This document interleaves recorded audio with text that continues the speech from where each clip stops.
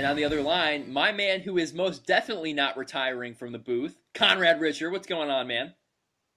Joe Max, living and loving, having myself an excellent Wednesday afternoon. How are you? I'm good, dude. I'm good, dude. This is an event after the success of our recent Joe Mag show, and after weeks and weeks of planning. This is the first Mags to Riches, which, as far as format and the such goes, it's going to be the same deal. It's going to be you and I talking about stuff, but uh, kind of a funny story about how we got the name. So, of course, I'm Joe Mags, Conrad Richer. There's there are ways to combine our names. I would say this is one of the, I guess, kind of like easiest stretch of the imagination, right? Of how you could play with our names. Well, it's tough because if you're going to name the podcast, you either got to sort of name it after the content or you've got to maybe utilize your name or both. And, since our podcast can sort of swing from sports to pop culture to movies to news, um, we Eventually, sort of dating had to go advice. the name route, and um, I I think it's actually pretty funny how the universe told us that this was the name we had to stick with. Right. So Jamie Cunningham, one of my best friends, somebody that Conrad has become pretty close with through me. He does. He's a music maker. That guy, and you can hear him. He does the intro outro for a bunch of podcasts that we've done at the high screen. And so he was giving us some feedback after our Joe Mag show episode from last week, and I'm taking some notes down, and he goes, "By the way, I don't know, have you guys thought about naming your show something unique?" And I'm like, "Yeah, Con and I, we've been struggling with a couple different names. We haven't fallen in love with anything."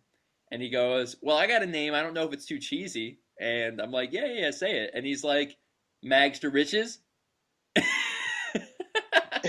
It's ridiculous because we had sort of been considering that name, and we'd been sort of wavering back and forth. But after I heard this story, it became clear that this is the name.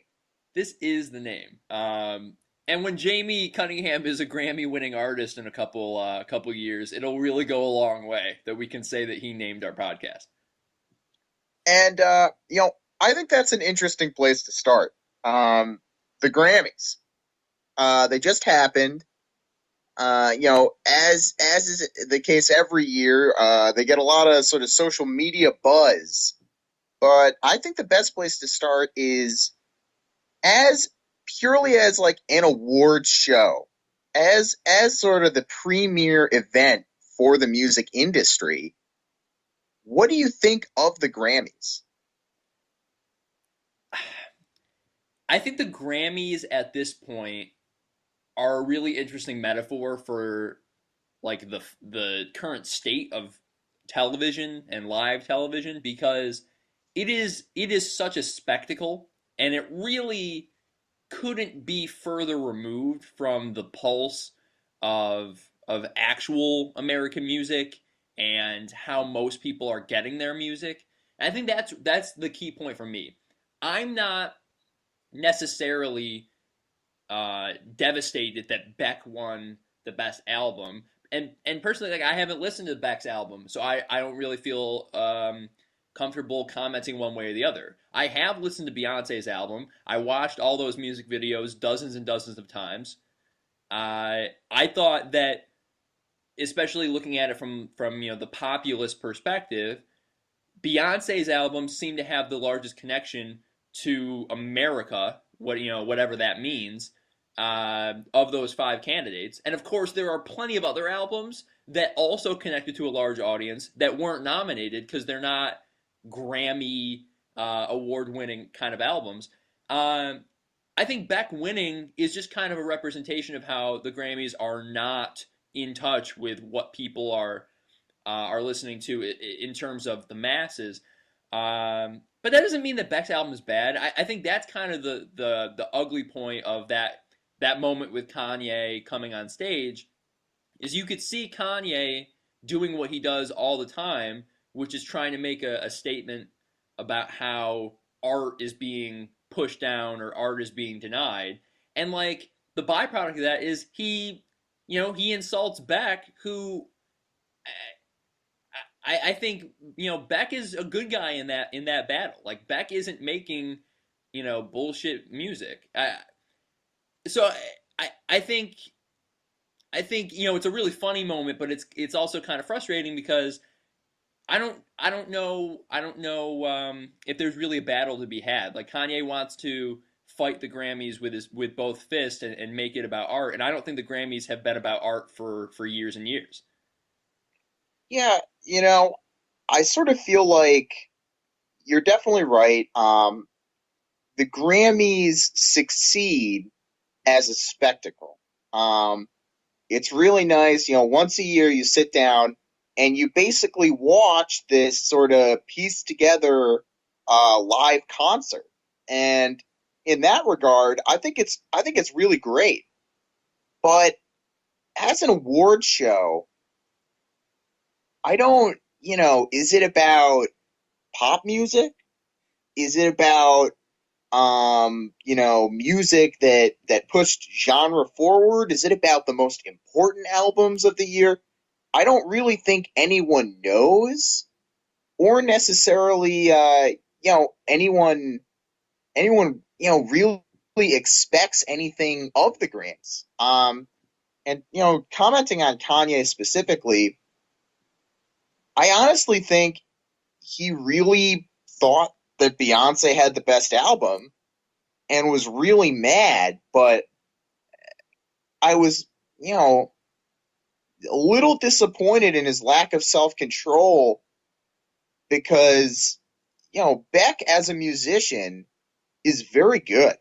And I think he played something like, 14 instruments and did vocals on that album. Like, I have no doubt he worked his ass off. So for him to, you know, sort of diss him on stage, I thought was a little rough. I think that if after the Grammys or, immediately after he had went on a rant and was like, the Grammys are trash, I wouldn't have disagreed with them. Hmm. But I thought that sort of targeting Beck was a bit of a low blow.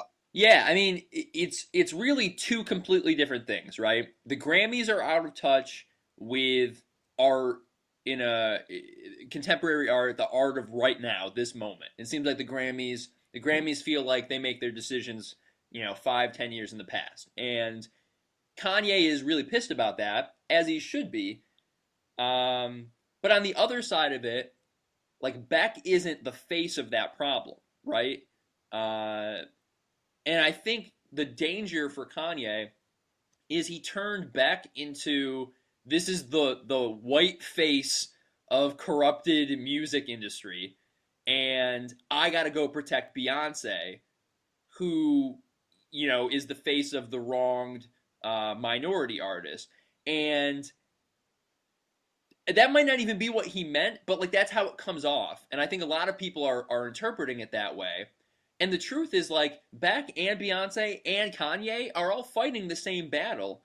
Uh, I get Kanye's point. I think he looks up to Beyonce so much. I think he looks at Beyonce as our Michael Jackson, and we all know how much MJ means to him. And so I think that's why he got so crazy the night that Taylor Swift won the female video at the VMAs. That's why he got so crazy on Sunday. Is he's like really really conscious about the history books. He always says the history books. He wants Beyonce to go down as the artist of our time. And I think the truth is she is because and this album is a great representation of that, right? She didn't do any press for that album. She didn't publicize it. She didn't release, the date in advance of when it came out, and it became the smash hit, and it became, it created its own momentum, and that's why Beyonce is the artist of the generation. Is she? She knows how the game works. She makes the rules, and so she doesn't need the Grammys to validate her success. I think if anything, Kanye is thinking, I think he's overthinking it, right? The Grammys don't really have any say one way and the other of Beyonce's status. And to make an ass of himself with Beck, it really only does harm to him. And look, I don't think Kanye really cares what people think about him, but I think he kind of does. I don't know. I'm such a huge fan. I mean, you know that. I bleed Yeezus from my veins, but I think that moment is just kind of another head scratcher where if he didn't jump up on the stage, if he had just done the interview portion afterward, or if he had kind of taken a moment to think about it and realized that Beck isn't the problem, it's the Grammys as an institution that are the problem.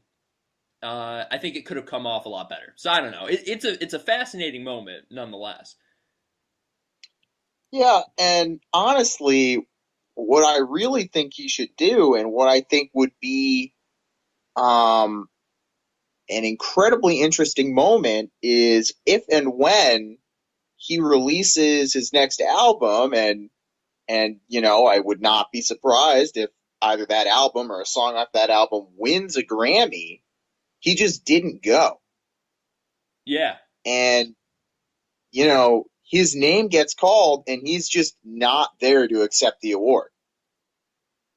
yeah. Because I mean, that's the thing, right? Is that Kanye, on the one hand, seems so disappointed with how these institutions, whether it's the Grammys or I don't know, just kind of the way that the record industry works right now, and yet he's always performing at these events. And I don't know, like, can you imagine the Grammys Sunday night if Kanye didn't perform only one, and then if they didn't do 4 or 5 seconds, like there would have been other big performances, but I don't think there's any question that when McCartney, Rihanna, and Kanye shared the stage, that was the most star power in any one moment. I mean, that was a stop what you're doing and watch kind of thing. And if he just stopped showing up to these things, a la, I mean, you see it at the Oscars, right? Like there's, Woody Allen doesn't go to the Oscars. Paul Thomas Anderson doesn't go to the Oscars.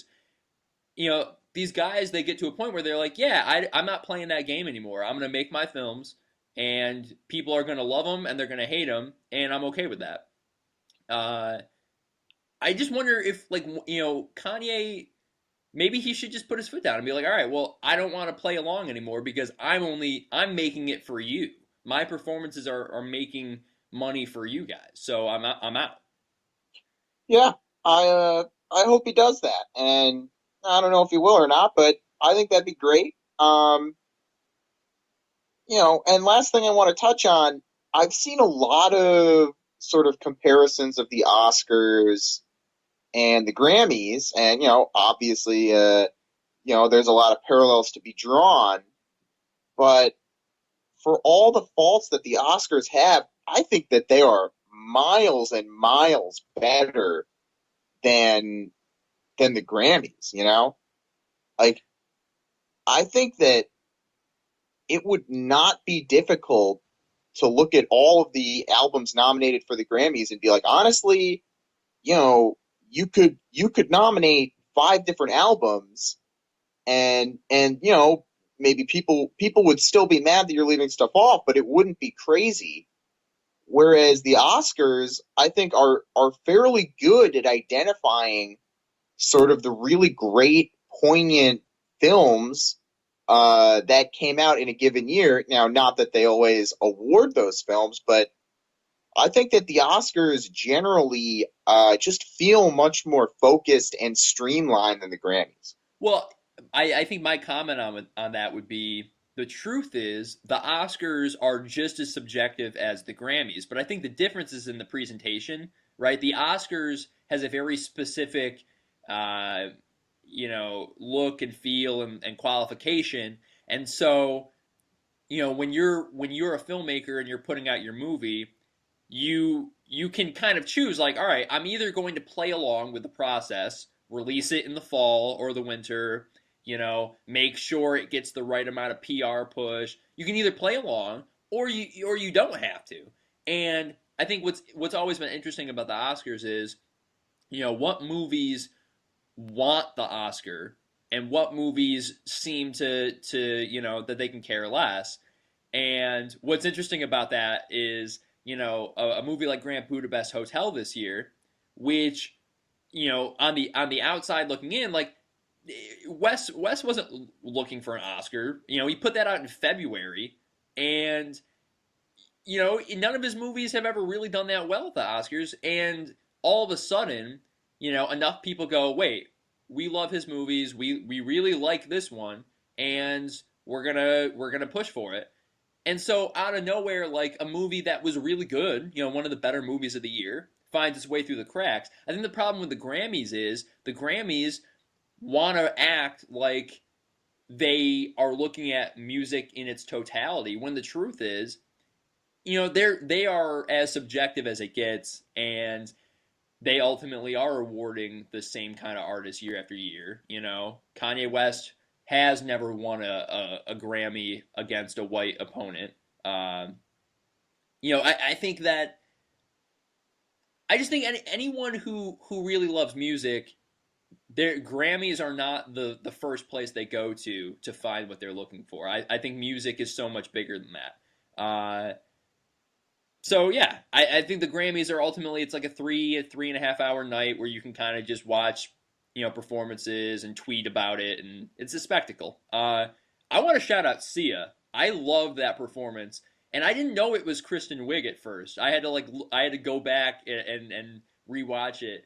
I just her and that little girl Maddie Ziegler, it just killed it.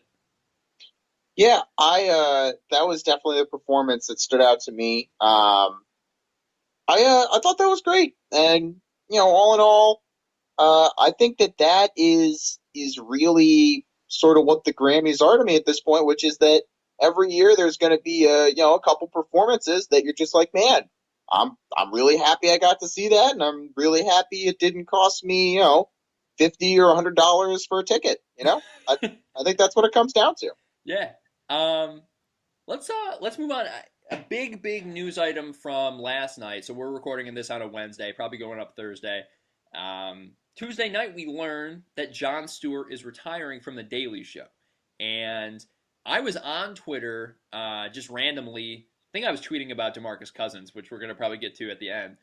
And I just see trending, Jon Stewart, the Daily Show, he's leaving, and I thought it was really fascinating, the initial feedback on Twitter. It seemed like this was kind of a predictable move. People weren't surprised that he was retiring, and there was this feeling that it had something to do with Colbert, like whether or not it was like, Colbert's gone, and now Stewart wants to leave. He doesn't want to go through years and years without him. He got used to being with Colbert, or just the idea that Colbert had passed him at some point, and the Daily Show didn't mean as much to Stewart as it once did. I don't know. These are things that we kind of are just guessing, but I guess I'm going to remember Stewart as an innovator for late night television, and kind of starting something that, I don't know, like it launched so many careers. I'm going to go even a step further and really say that if you look at his tenure as a whole, I don't think there has been a more important person or a more important show on television. In basically his entire run, and I honestly, he really hit his stride in the early 2000s, especially during and in the aftermath of 9/11. And, you know, his ability to literally go from seriousness to playfulness to outright comedy and every single shade of gray in between. um he is he is going to go down, I think, as one of the all-time great pop culture phenomena, and I don't know who they're going to get to replace him. And I think we'll get to that in a minute, but what he did as this voice of, hey, you know, I'm a comedy show, and I'm going to not only, inform you of the news and make you laugh and become a satire of sort of this 24-hour news cycle that we have gotten into, but I'm also going to keep everyone honest. Hmm. Um, you know, what he did, I don't think it can be understated. And I desperately hope that we get someone to sort of fill that gap, because I think that he is going to go down as one of the all-time greats. Oh yeah, no doubt. I mean, he made it possible for a cable program, a late night cable program, to compete head on with the network guys. And I think Jon Stewart's ascendance, it was parallel with, kind of the modern decline of the giants at CBS and NBC and ABC. People watch whatever they want now. There are so many options, and it's all about giving the consumer the choice. And I think Stewart came up as that phenomenon really developed, and more and more people said, "You know what I really want? I want to watch Jon Stewart. I don't need to watch the Tonight Show just because it's the Tonight Show." And now I think the irony is that the Tonight Show with Jimmy Fallon, which has boomed into, it's the most successful late night program in years. The irony is, I don't think Jimmy Fallon does his program the way it is without a guy like Stewart changing the industry, 10 or 15 years ago. Because, the way Jimmy does it, and I think Kimmel too on ABC, but, his show, obviously, it's all kind of dwarfed by Fallon right now. But these shows, they realize, all right, not only are people choosing what they want to watch on a night to night basis, there's no religious commitment to any one program. And certainly prestige has gone out the window. They want to watch whatever they want. You got to, on a night to night basis, bring something unique, bring a spark. And Fallon uh, makes it every night its own unique. You feel like you're at a party or something, right? Depending on the guests, the games they play, and I think that's all kind of piggybacking off of the spark that Stewart gave to that whole industry when he started with the Daily Show. I want to bring up Colbert because I think that was sort of a crossroads, right? Colbert goes on the air 9 years ago. Colbert was an alum of the Daily Show. And there have been other famous alums, Steve Carell, and I'm drawing a blank. It's not Tim Reynolds. Is it Tim Reynolds? Do you know who I'm talking about? Oh, I'm not sure. I'll look it up in a second. But these other guys who were correspondents, Colbert comes on, and the Colbert Report is an overnight smash hit. And I think at first the idea was he would play this over the top conservative character to line up against Stewart's liberal persona. And I think over time though, Colbert just became a giant, and he wasn't as much poking fun at the Bill O'Reilly type as much as he became kind of the watchdog for everybody. And I think as Colbert ballooned, uh, something happened with Stewart. I don't know. Not that his program suffered. I think if anything, Stewart became really conscious of how how messed up things have been year after year, and I think 2014 was kind of a last straw for him. Every once in a while I would tune into his show, and it seemed like there were less jokes and there were more just kind of disappointment. There was more just kind of looking into the camera and with a bizarre look on his face, like how did we get here? And I think the episode that sticks out to me was when he kind of freaked out and he just screamed at the top of his lungs after the police officer in Staten Island wasn't indicted. I wonder if he just grew tired of it all. Um, there's a lot to touch on there. I think I'll start with as a late night television host. I think that I personally have never thought of him this way, but he really did sort of take that banner. Leno and Letterman and Conan. None of them were going away, and I'm sure all of them were getting ratings, but I think sort of the eye of the storm for a long time was centered around Jon Stewart. Hmm. But even more so than that, as just a way for people and especially young people to get the news. I I know that for a long time, and I'm sure certainly to this day, if I ask people in their late teens, their early and late 20s, how do you get the news?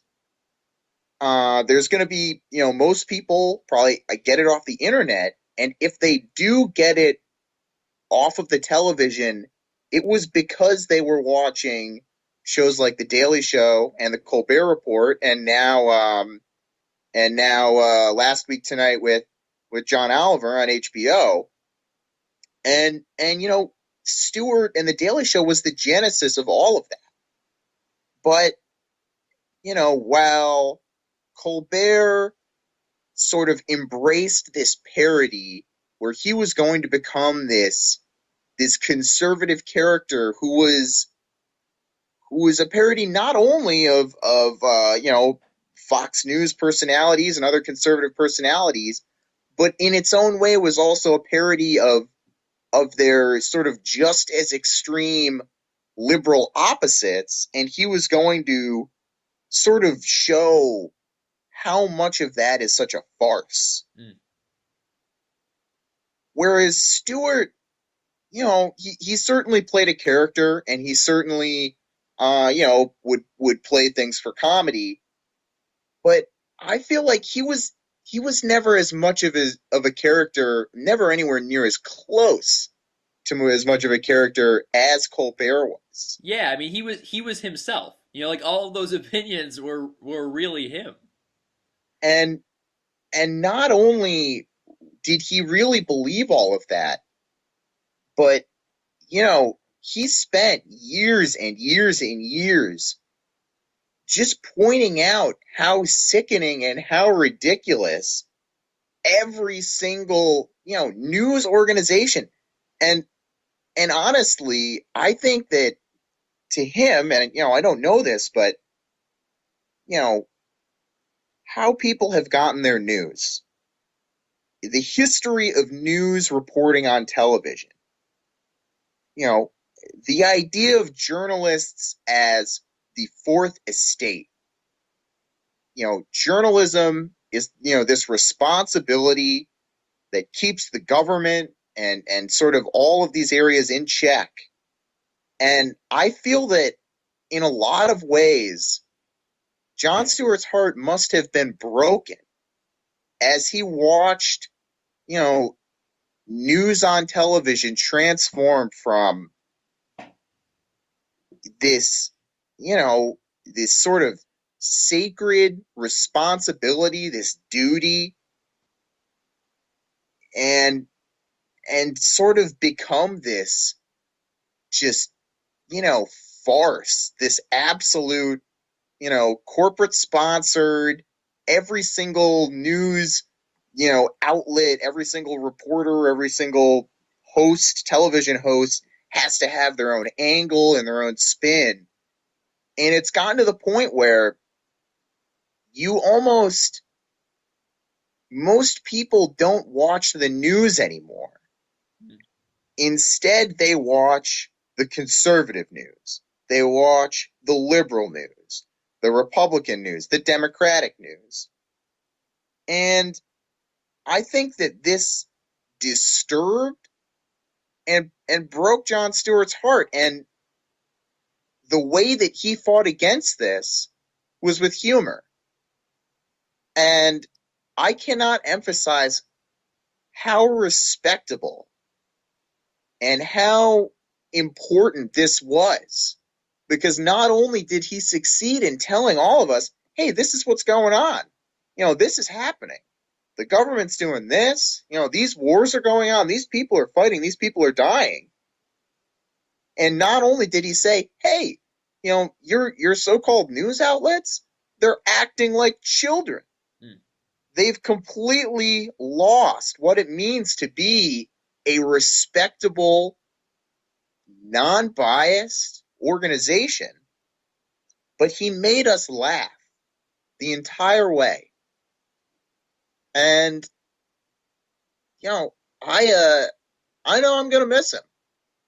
No, I certainly. No, certainly. Yeah. Um, I I think I think looking at the last year, it just became evident that you're right. It was really weighing on him. I think his show had come to a certain point. I think with Colbert leaving for CBS, and I think we're all going to be in anticipation to see what Colbert does there. Not just because he'll finally get a chance to do something different, but I think the importance of doing something different and what he chooses to do with that new platform. But with also John Oliver, if Colbert if Colbert it seemed at some point surpassed Stewart and then obviously kind of got a job offer he couldn't refuse.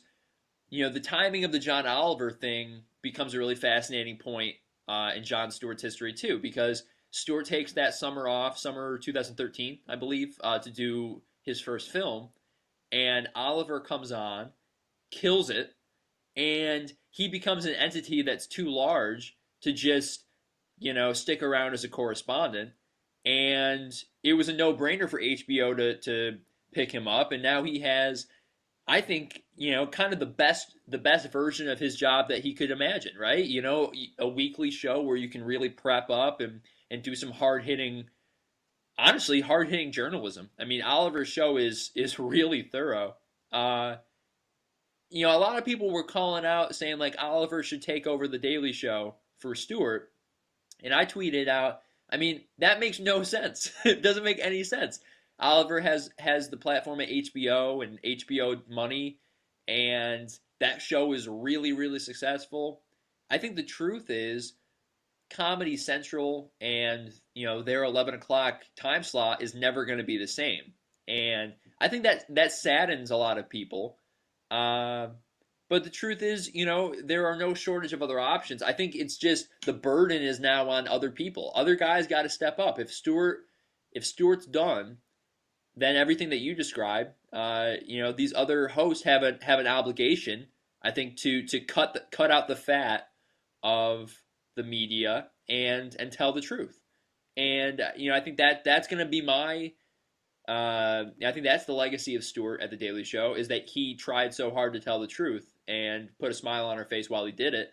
Uh, I guess my last note on Stewart, I think he's gonna kind of make the transition full time into filmmaking. I didn't see his first feature, but I think it was successful enough that he would get the backing for another film. And I don't know if he'd want to do documentaries or feature length stuff, but I think maybe with Stewart, what kind of broke the camel's back was he didn't think that he could tell the truth on his show anymore and make the same difference that he used to. And I wonder if he thinks with films he's going to have a better opportunity to tell stories and expose injustices that he feels strongly about and that kind of thing. You know, I think, he could have gone another 15 years and it would have been just as great. But if I had to speculate as to why he's done, I think he's probably just tired. Um, you know, That's a, not an easy job. a daily show that has been consistently hilarious. I cannot imagine how hard he has been working. Uh, and my last point on Stewart, and then we can move on.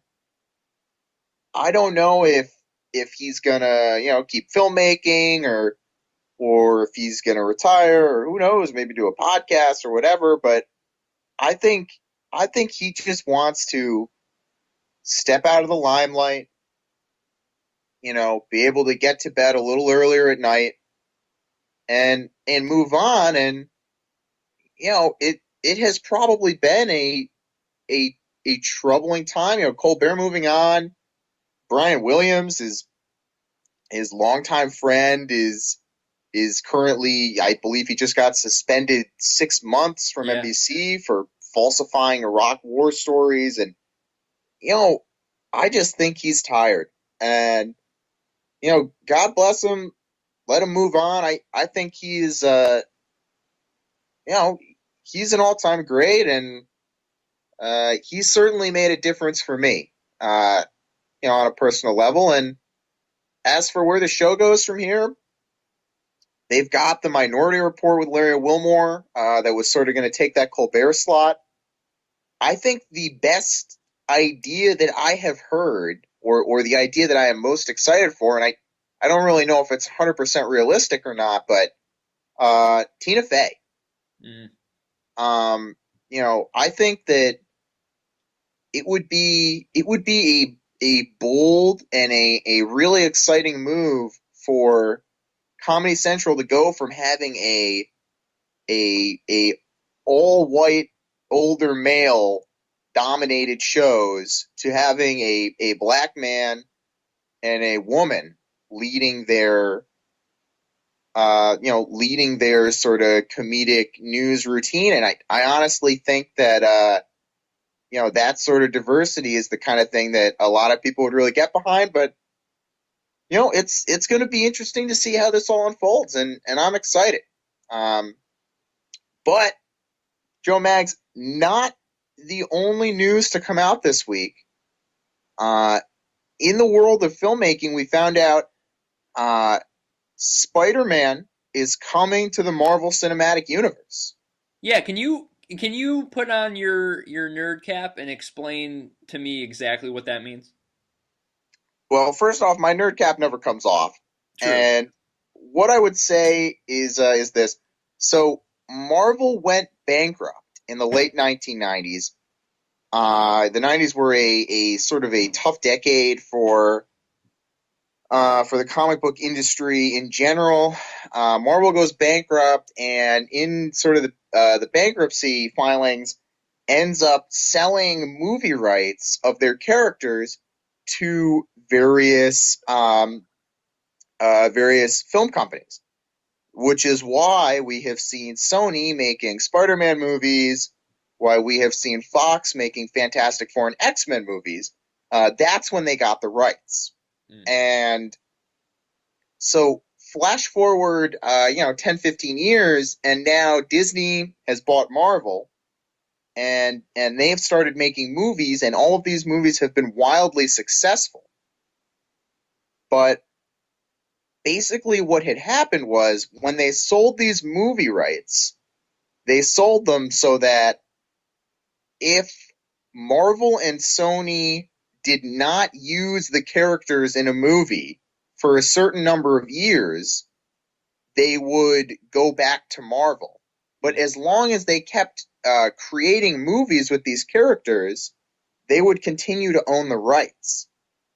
So as Disney movies have become more and more successful, and in many ways have eclipsed their Fox and Sony counterparts, I know for many comic fans, and certainly for Disney, it has become increasingly frustrating that they aren't able to use some of their most marquee characters. Right. So what has changed? Well, so what's basically happened is Sony's been making Spider-Man movies for basically 15 years now. They've made five in total, and most people would say that they've probably made two or two and a half good movies. And this most recent Spider-Man movie, um, which full disclosure I did not see, but critically didn't really work out. Um, they just haven't been at that same level of success. And so Marvel and Sony came out and announced that they had made what is honestly a groundbreaking deal. And basically how it's going to work is this. So Sony still has the Spider-Man rights, but they are going to let Marvel use Spider-Man in an upcoming Marvel Cinematic Universe movie, which is probably going to be the the third Captain America movie. Okay. Um, and then Marvel is going to help produce with Kevin Feige and I believe Amy Pascal are going to help produce a new Spider-Man movie for Sony. And the way that it's going to work out is Sony will get no revenue from this Captain America movie, and Marvel will get no revenue from this Spider-Man movie. But basically, now Spider-Man is going to be included and probably having some appearances in the Marvel Cinematic Universe. Okay. So here's my first question. My first question is, will Andrew Garfield be the Spider-Man in both movies? No, they are. Unfortunately, they are going in a new direction. They're rebooting. Let me make it clear. All of the critiques I have heard of the new Spider-Man franchise has not been with the actors, who I've heard are very good, but sort of with the writing and the direction. But they, from the sounds of it, are going in a new direction. They're trying to go younger. They're trying to bring Spider-Man back to high school. It may end up being a new reboot, though. Hopefully they don't retell the origin story for like the third time. But no, Andrew Garfield will not be the new Spider-Man. Okay. Second question. How many more movies slash years do you think Sony will have an affiliation with Spider-Man? Do you think that eventually Marvel will have Spider-Man, will solely own Spider-Man, or do you think Sony will continue to milk their affiliation with this new film franchise? Um, I have no doubt that unless, honestly, will probably literally try and own Spider-Man movie rights till the end of time. They're just too valuable to give up. And all they have to do to keep them is keep making Spider-Man movies. And since that's all they have to do, and you know, I really couldn't see a reason for them not to sort of hold on to those film rights. It's just kind of an absurd paradox, right? It's the idea that and the origin story thing, don't even get me started because I'm borrowing this point from a lot of people, but if you don't know how Spider-Man becomes Spider-Man, you're probably not watching the movies anyway. So I, I really hope they don't give us another origin story, but uh, it's just kind of absurd, right? Sony has to keep making them or else they lose the rights. But it's the process of continuously making and recasting them that is going to drive fans crazy, and ultimately, I think will become too large of an obstacle to make successful movies. I mean, people will see the Spider-Man movies, I'm sure, but assuming that their budgets are going to be, as high as the skyscrapers that Spider-Man is bounding through. Yeah, I just don't. I don't see what's in it for Sony unless they hit it really big with this first one. Um, well, Spider-Man as a character, like you're saying, if you don't know the origin story already, you're not seeing a Spider-Man movie. But what that really shows is that everyone knows Spider-Man, and he's the kind of character that appeals both to adults and not only young adults but older adults who've grown up reading Spider-Man comics, all the way to children. Um, this, make no mistake, this movie is going to make a lot of money, especially since I think the public perception is going to shift from, eh, Sony has sort of proved to be incompetent at making these movies good, to, oh man, you know, all of these Disney Marvel movies have been at least really entertaining, if not really good movies, and now they're taking over. I think this movie is going to be huge, and I think Sony's going to make a lot of money. And I think so is Disney out of this. And really, I think the ones who are going to benefit most are comic book fans, because in the comics, um, Spider-Man is a huge part of really everything. He's one of the most popular characters of all time, and certainly one of the greatest superheroes of all time. So it's a good thing that we are now finally going to be able to see him in an Avengers movie, in an Iron Man movie, in all of these kinds of movies.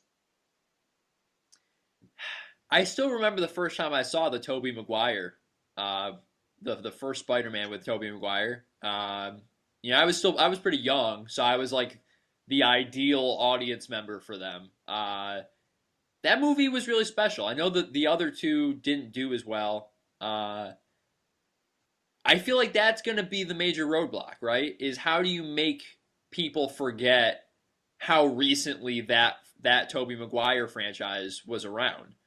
Uh, but we'll see. Yeah, I think you're probably right. It's probably going to make a ton of money. It'll be interesting to see who they cast as Spider-Man and the love interest. I guess a quick comment on Andrew Garfield. That ends up being kind of a flop acting decision for him. He was coming off The Social Network, and I think a lot of people would have bet that he was going to become a huge superstar. And he takes the Spider-Man gig. You're like, all right, this guy's going to be huge, and doesn't really work. I mean, I think he's still a pretty famous guy, and he's going to get big parts. He's a handsome young actor in his 20s, but I don't know. Ends up kind of backfiring a little bit. Yeah. I don't know how much money those movies made, but critically and from a comic book fan's perspective, like those two movies weren't anything to write home about. And uh, the first two Spider-Man movies in the Tobey Maguire franchise, especially the second movie, which is considered very, very good, um, those were something special. And the third movie, again, there was a whole rumors of a whole lot of studio interference, and then these past two movies have just not been the same. But I'm pretty hopeful. I think it's going to be a return to form, and I think these movies are going to be really something to write home about. All right, so last thing we're gonna touch on here. The NBA continues to be one of the all-time great seasons, Yep.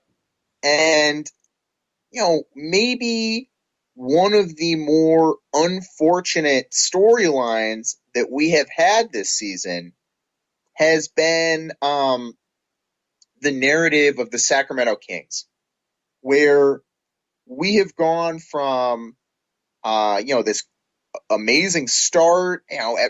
We get all these good reports. Everyone seems really happy to, oh, Boogie Cousins gets hurt, and they have sort of a tough stretch, and then in what in a couple years might be looked back upon as a terrible, terrible, potentially franchise destroying decision, they decide to fire Mike Malone. Mm-hmm. And he really sort of seemed to be the first coach who had ever reached Boogie Cousins on a lot of levels, and gotten him to fully buy into the system, and they fire him. They fire him without telling Boogie, and now we've had like a couple months of Tyrone Corbin, and it has just been a catastrophe. Yeah. Culminating in this excellent, I don't know if you saw this excellent Boogie Cousins, you know, I'm under trial by God, basically, rant that he goes on, and now we've got reports that George Karl is very, very close to becoming the head coach. Uh, what do you feel about this whole saga, and especially about this George Karl signing? Couple things. One, I agree with you that the Mike Malone firing is going to that's definitely a moment in history for uh, what has to be the most dysfunctional NBA franchise of the last 10 years. This is a Kings team that in the early part of the 2000s almost went to an NBA Finals, and now they're going to have three different coaches in a single season. Um, it's it's particularly disappointing because they were the best story of November.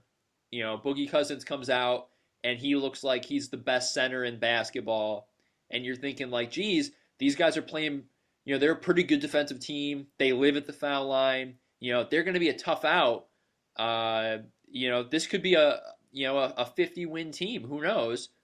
And then Boogie gets viral meningitis, and I don't think you got a chance to read my piece that I put up this week for Crossover Chronicles, but I wrote about that rant because my interpretation of it is I think Boogie blames himself for a lot of this, and that's kind of contrary to one of the popular narratives about Boogie Cousins, which is that he's a self-centered guy who doesn't think he puts himself before the team.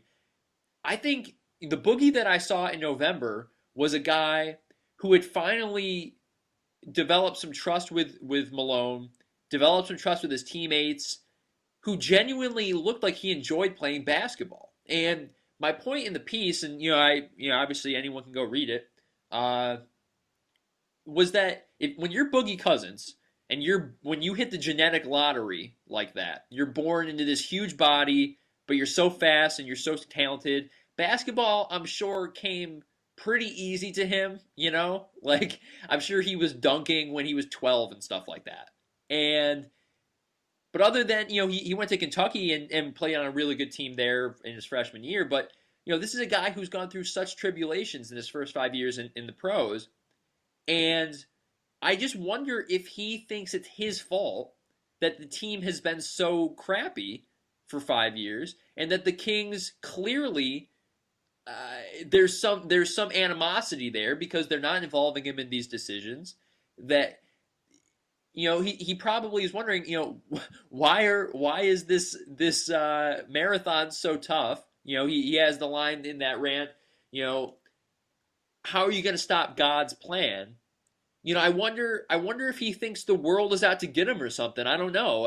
And this falls back on the Kings. I mean, if you're the Kings and you draft Boogie's the best player that they've had in years, how can you make that guy feel so crappy about his tenure there? I'm not saying you gotta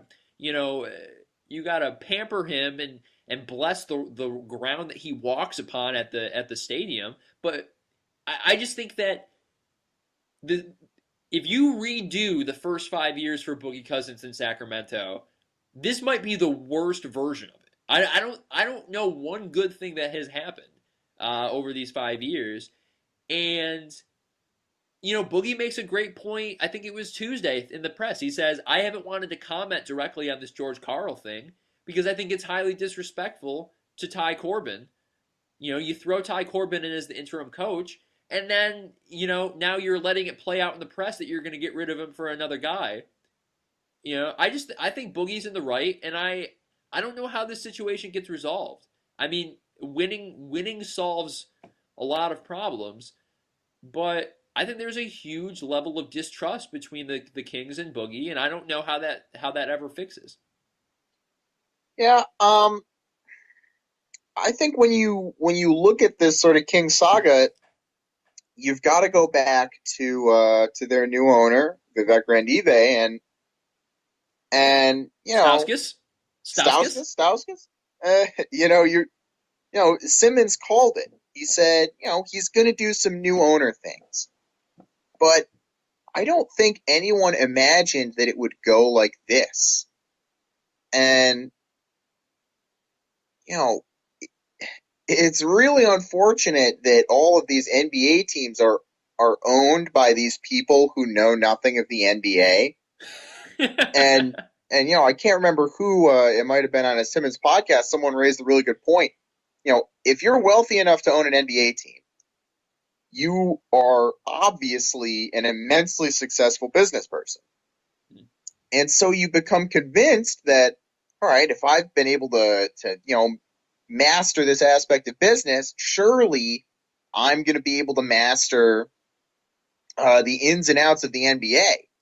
And, you know, when you see an owner take such a strong hand with the franchise, has it ever really worked out? Maybe other than maybe Dr. Jerry Buss or a couple other legendary owners, for the most part, it is just a disaster waiting to happen. And you know, Boogie's Boogie's sort of just caught in limbo right now, and I don't know why they're in such a hurry to hire George Karl in the first place. You know, Well, uh, not to we're talking about the bigger picture here. I think I think directly about that point, it's become pretty clear that Vivek wants the Kings to be a fast-paced team, and we've seen that brought up a ton, right? The reason that Malone didn't work for their ownership and is because they played too slow. It wasn't a fun product, and I think that he has this fascination for Sacramento to be an up-tempo team. But that right there is a great representation of how disconnected he is to basketball, right? Their team is built around a giant center. And while Cousins is one of the most athletic big men in the league, certainly, the style that Malone had installed in his year and a half as coach seemed to be a pretty good way to run a team through a big center, right? They live at the foul line.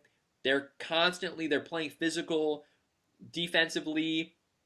They have a solid half court set, and they force teams to make tough shots. I mean, I don't see the benefit of blowing the whole thing up midseason, essentially abandoning this year. I mean, they forfeited their playoff chances when they fired Malone, and saying, yeah, we're going to let Ty Corbin run the team into the ground for a month and a half, and then publicly fire him for George Karl, uh, just so that Karl can institute his up-tempo style. Karl, his last tenure was with the Nuggets. He built a team of guys who are running down the floor on both ends, crazy athletes, deep roster.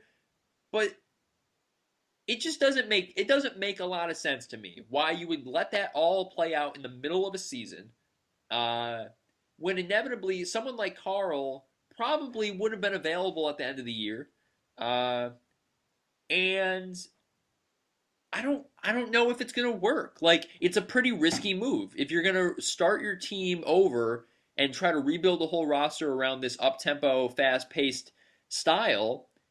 You know, if Boogie doesn't respond well to that, now all of a sudden your best player is, a as disgruntled as ever, and I don't know. I don't know what the end game is here. Do they think that they can win Boogie back over by bringing in a Hall of Famer like George Karl and you know rebuilding the roster?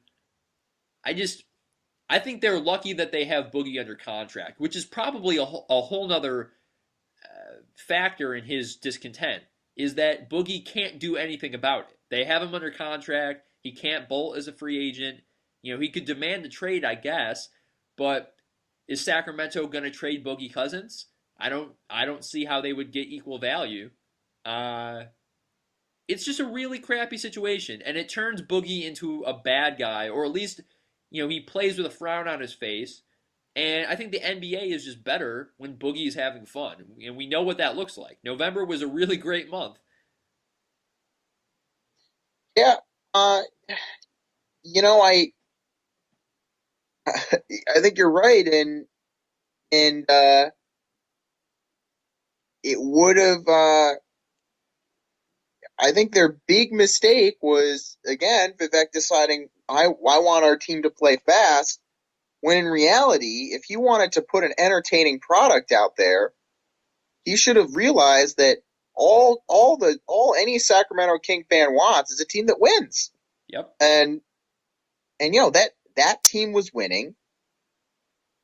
Uh, and not only were they winning, but Boogie Cousins, who has been sort of plagued by, oh, he's a bad influence, or he's a negative player, or this and that. His whole career, which was ridiculous, he was happy. He was on a winning team. Everything was so nice, and yeah, like I don't know how much longer is Boogie under contract for. That is my question. Oh geez, put me on. I think he has like something like 3 years left. I mean, he just signed his max extension, pretty recently. I mean, you know,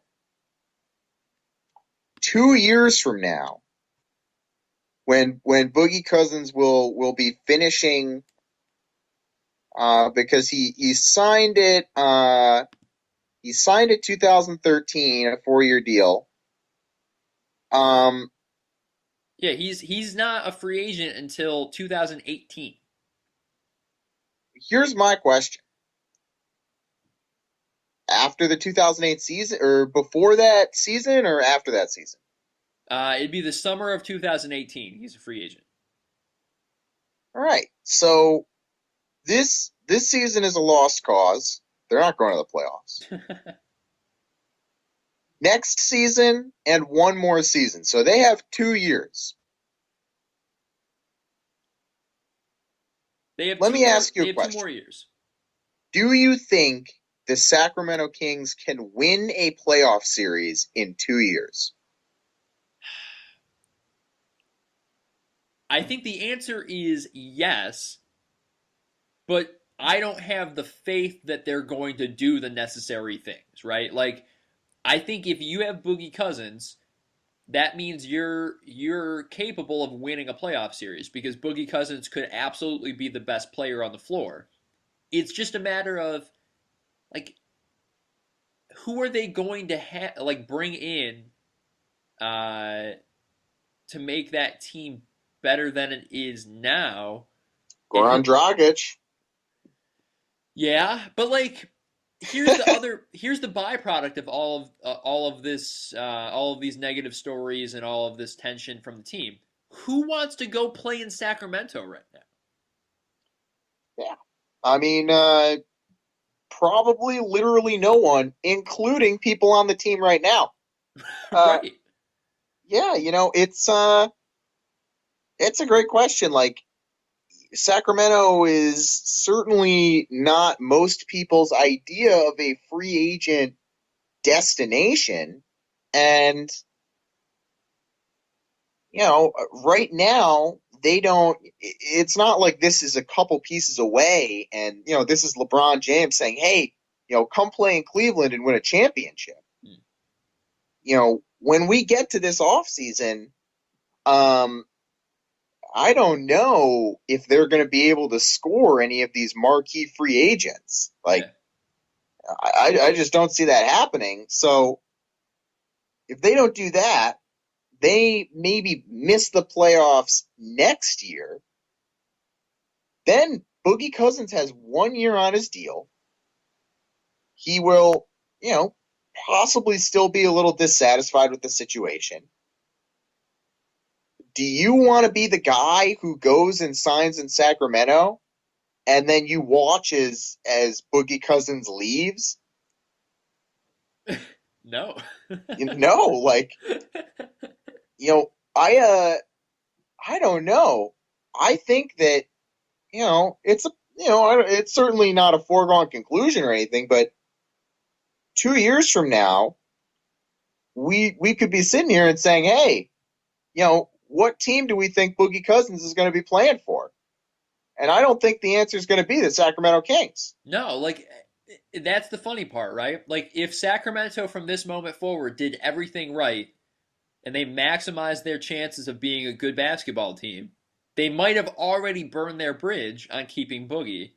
And who like that doesn't help anybody because now some of Boogie's best seasons are going to be wasted on this trash franchise.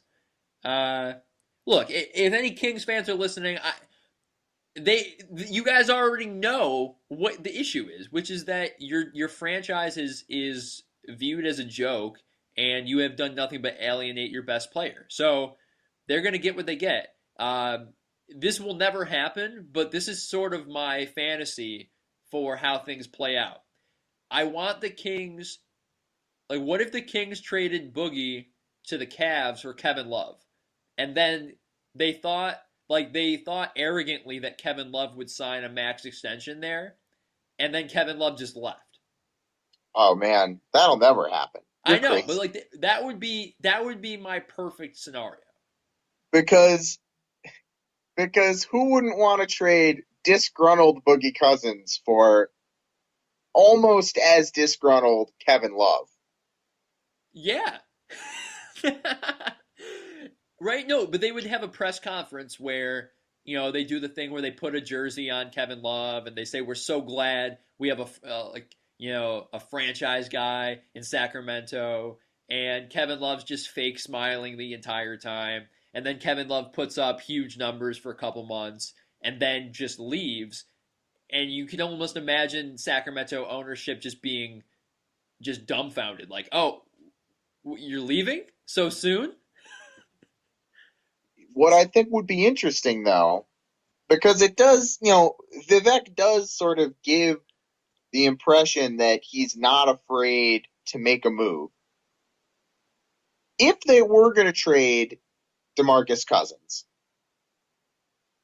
where would you put him? Would you maybe say, you know what? We're gonna we're gonna trade DeMarcus Cousins to Boston for 1,000 draft picks? Mm. Like, yeah, but I guess that's the thing. It's impossible to read what this franchise thinks about its future. I mean, by all means, they might think George Karl puts them over the top to be a playoff team next year or something like that. It's really too bad. I really like Mike Malone. I think he'll get another job.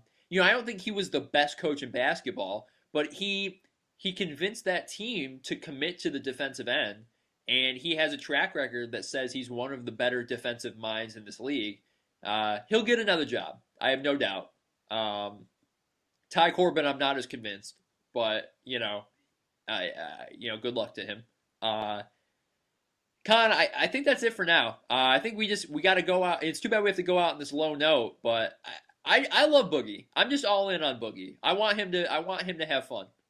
Yeah, and I would love to see DeMarcus Cousins. Maybe they manage to win into like an 8 or a 7 seed next year, I'd love to see him in the playoffs. Because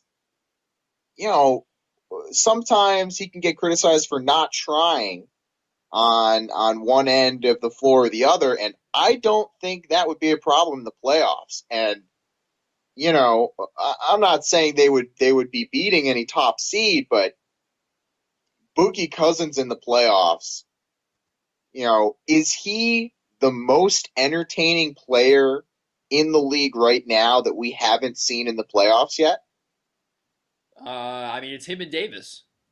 Yeah, It's him him and and Davis. Davis. Yeah. Well, Joe Max, excellent, excellent first podcast. I gotta say, I'm excited. I can't wait to do it all again next week. Same time, same place, brother. All right, have a good one.